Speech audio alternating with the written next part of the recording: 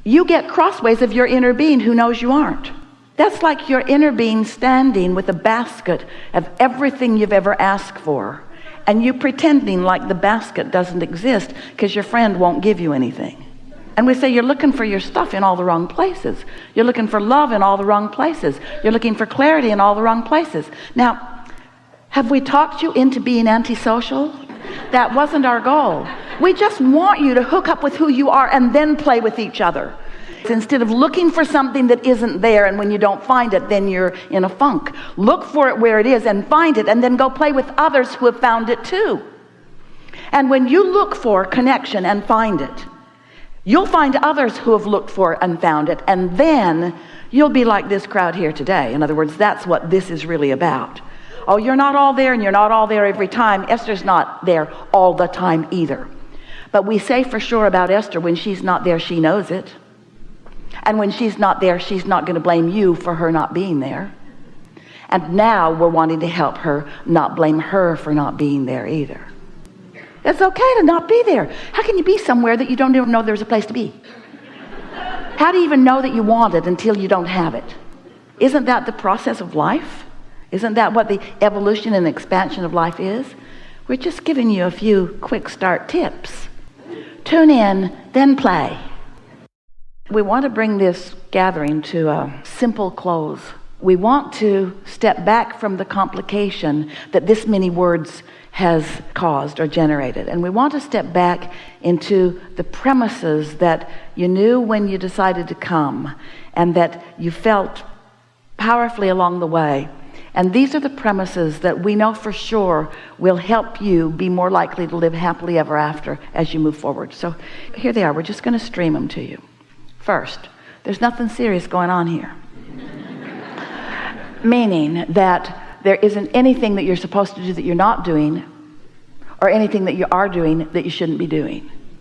This is all your way of you deciphering what you're putting into your vortex, and it's all exactly as you planned it to be. Next, you do have a vortex. You have created a vibrational reality that is in the process of becoming. And interestingly, it's becoming even without your even knowing that it exists or your awareness of it. It is becoming.